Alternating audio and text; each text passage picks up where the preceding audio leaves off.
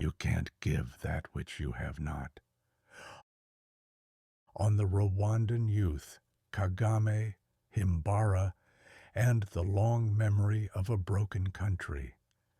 Written by Gabriel Ndayishimiye. Chapter 2.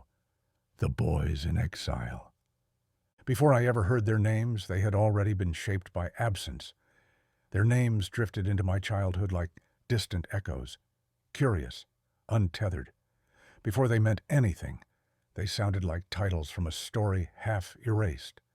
Absence gave them weight long before meaning, and I filled in their outlines with whatever I feared or admired or did not yet understand. Paul Kagame and David Himbara were boys in exile, growing up not in the land they belonged to, but in the country that tolerated their presence, Uganda, 1960s, a refugee camp. One would carry notebooks, the other, eventually, would carry a gun. It would be easy to call them opposite paths, but they were more like mirrored responses to the same rupture, different expressions of the same wound. The intellectual tries to reason with history. The soldier tries to crush it. Both are reacting to fractures not only in the world around them, but within themselves, cracks formed by dislocation, humiliation, the ache of not fully belonging. They are not opposites. They are what happens when the same wound heals in two directions, and neither one forgets where it came from. But both are reacting to a system that taught them to survive by becoming something other than whole. And, perhaps, neither choice was clean. I used to believe the pen was innocent, that writing absolved. But exile teaches strange things. A notebook can draw blood, just slower. A gun ends a life. A sentence can mark one for disappearance. In the end, they are tools carved from the same wound, used to protect or to wound again, depending on who is holding them. Both would remember what it meant to be stateless, but they learned different lessons from that wound. This is not biography. It is memory at a distance, where silence seeps through the seams of every narrative, shaping what can be told and what must remain implied. It is the kind of telling that happens around absences, where even the facts are distorted by the hush that surrounds them. What matters is not precision. What matters is drift. How two boys born from the same fracture would grow in opposite directions. One would seek power. The other would learn to question it. And somewhere down the line, I would read them both and wonder which inheritance was mine, assembled from stories told late at night, from conversations I had with Himbara long after the fact, from the brittle edges of official history and the sharper ones of lived experience. But their history runs deeper than camps or slogans. It is the kind of history that waits in the marrow, wearing new names, hiding behind national slogans and quiet rooms. A child of exile learns quickly that the past never disappears. It just learns to sit still until called upon. And when it returns, it does not ask if you are ready. It demands to be carried. In one of our conversations, echoed later in his memoir, Our Man is Finished, Himbara told me something that made the past feel circular, almost mythic. When he stepped into Kagame's presidential office in April 2000 to serve as principal private secretary, he realized he was retracing the steps of his own lineage. His great-grandfather, Exile, had once played the same role, chief advisor to King Rwabugiri. And Kagame? His family line runs to Queen Kanjogera, King Rwabugiri's younger wife. It was Kanjogera who, after the king's death in 1895, plotted to seize power for her 9-year-old son, Musinga. Himbara's ancestors stood in the way. Nzigiye and his sons defended the rightful heir, King Rutarindwa, but were overwhelmed. The palace coup that followed was one of the bloodiest in Rwanda's pre-colonial history, the Rukunshu massacre. Nzigiye was killed.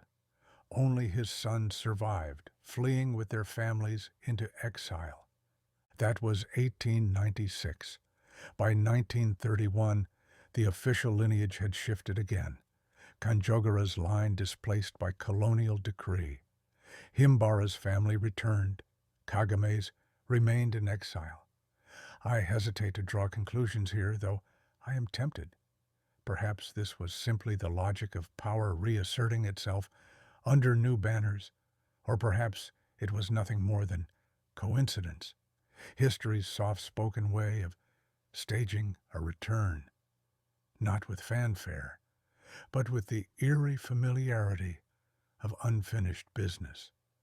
History, they say, does not repeat itself, but it rhymes.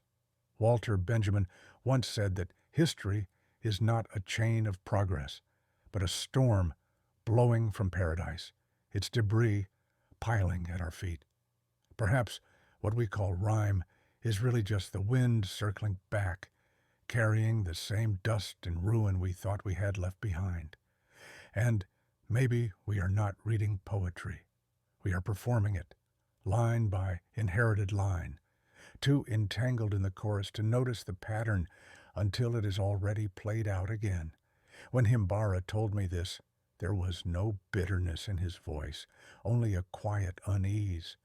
I stepped into that office, he said, and I realized I was in Onzigaye's footsteps. History was not just a matter of books. It was personal. And once again, the descendant of Nzigaye would come to serve the descendant of Kanjogera. Only this time, the pen would survive the palace. But survival is a strange kind of triumph, quiet, uncertain, almost suspect. Is it victory, or just another exile in softer clothing? What is the pen left with, after the palace forgets your name? And this time, the exile would write. The first time I spoke with my father, near the end of 2024, it felt like a shadow was stepping out of a mirror. One that had followed me for 30 years, nameless, weightless, until it finally decided to speak. When I asked him, gently, almost awkwardly, about our lineage, "Who are we?" he did not answer, not directly. No, it was offered, like incense to the dead. It was not really a reply, not the kind that waits for an answer. It felt more like ritual, like he was speaking to something older than both of us. I just stood there, pretending I was not bracing for whatever came next. Then came the names. I thought of W.G. Sebald, who wrote of memory like it was a fog that never settles, and Toni Morrison, who understood that names carry not only history, but haunting. What my father was about to say did not just come from him, it came through him. And I felt, without fully understanding, that I was being invited into a story that could both bind and unmake me. "I am Ndayishimiye," he said, and he said it like it meant something, like it was carved into the bones of the earth. Then the rest spilled out, slowly, like sacred steps in a dance I had never learned. Ndayishimiye, born of Ndekezi. Ndekezi, born of Kimonyo. Kimonyo, born of Musuhuke. I nodded, of course. You're supposed to nod. But each name hit me like a drumbeat I could not keep time with. Too far away to feel real, too close to ignore. I wondered whether names mean anything when you have never seen the faces they belong to. They arrived like a performance, and I was unsure whether I was the audience or the echo. I could hear the pride in his voice, like he was lifting something heavy with each syllable. Me? I just felt displaced, like I was being handed a crown I did not ask for, forged from histories I never lived. He told me Musuhuke had served under Umwami Rutarindwa as a soldier, high-ranking. There was a coup, a palace lost in flames, important things, supposedly. He said it like it was meant to fill me up with purpose or bloodlines or whatever it is that binds people to the past. I tried to feel it, I really did. But the truth? I did not feel royal. I felt like a fraud standing in someone else's story. That is the part I hated most, that I wanted to believe him, that some part of me wished I could say those names like they meant everything, like they built me. But when I say them, they do not unfold like smoke. They choke. They sit in my mouth like stones I am expected to swallow. Still, I said nothing, because silence is easier than betrayal, and because I had seen this dance before, not just in my father's eyes, but in Himbara's lineage, in Kagame's rise, in the very structure of Rwandan inheritance. Stories passed down like family heirlooms, covered in blood or dust or pride, depending on the teller. And we, the next in line, are expected to carry them without staggering. Himbara inherited exile, and so did Kagame. One turned it into a pen, the other into power. My father handed me names, as if that would be enough. But names are not truth. They are the illusion of permanence in a country where history changes depending on who holds the microphone. I do not know what I inherited. A wound, maybe. A question that folds in on itself. The kind of inheritance that cannot be carried in the open, only hidden in the posture of someone pretending to belong. All I know is that when the stories were handed to me, I flinched. Maybe writing is my way of refusing the script, of doing what James Baldwin once called an act of love, telling the truth in a place built on lies, even if it costs you belonging. Maybe it is not resistance in the heroic sense, but in the intimate one, an unwillingness to keep repeating what I know to be false, not to rewrite it, but to mark the page where I stop believing. And because he was looking at me, the way men look at monuments, hoping they will last, or maybe he already knew they crumble. That is why he looked so hard.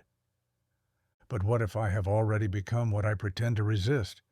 What if, in learning how to carry these names without choking, I have only made myself more fluent in a lie? I write to refuse the script, yes, but some days I fear the script has already swallowed my voice, dressed it in eloquence, and sent it back into the world wearing my face. This is the trouble with memory. It does not ask permission. It appears when you are tired, when your guard is down, when you think you have made peace. And it brings not the facts, but the tone, the gesture, the unfinished sentence, the smell of dust, the ache in your father's voice, the silence before he said the first name. I am not sure if I am writing to remember or to forget more precisely. What I do know is this: I do not trust the pride that arrives too easily, and I am learning not to trust the sorrow that sounds too rehearsed. Kagame wrote his history in action.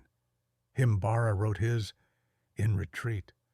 And me, I am still writing in hesitation, not quite ready to call myself anything, not ready to believe that writing is enough, but not willing to stay silent either.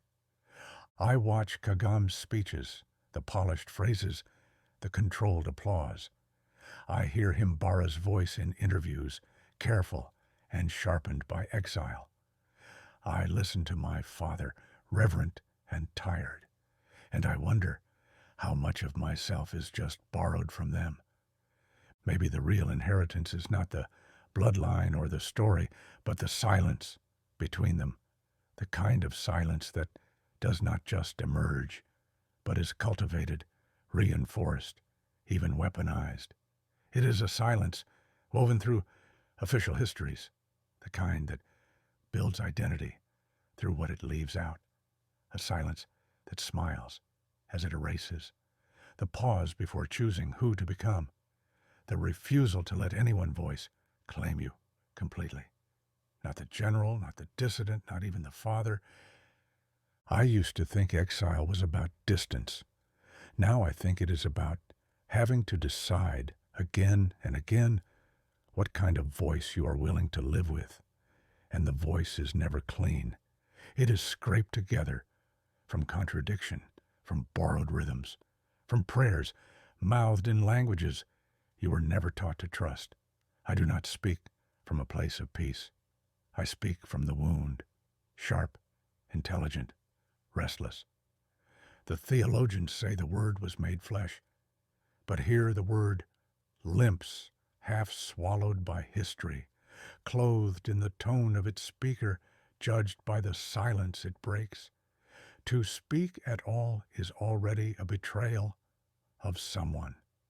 The only question is who.